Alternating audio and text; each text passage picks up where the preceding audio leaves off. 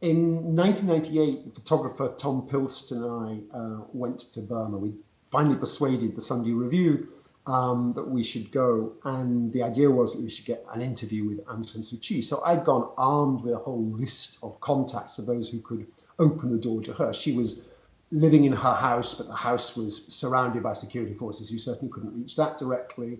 Telephones, of course, were quite unthinkable. There were absolutely no, secure or any other kind of electronic communications. So basically, you arrive in Rangoon and you try to find her. Every single person I went to was out of town. So I went through the list of, this diplomat's really helpful, this person's really helpful, this Burmese is really helpful. Nobody was there. Alternatively, the diplomats were extremely like, get out of here, why should I help you at all?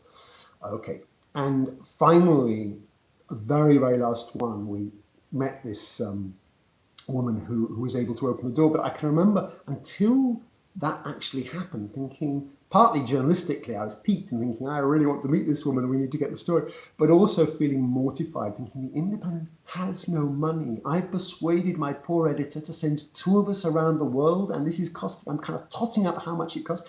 And then I come back to London and say, hi, sorry, we didn't actually manage to get to Aung San Suu Kyi because it was too difficult.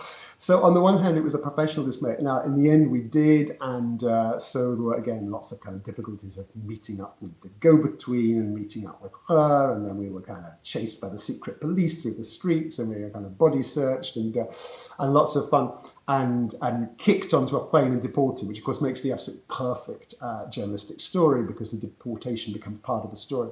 But I say what, funny enough, does remain with me most strongly is that sense of shame if I were to come back on the flight to London, having spent thousands and thousands of pounds and not get it at all.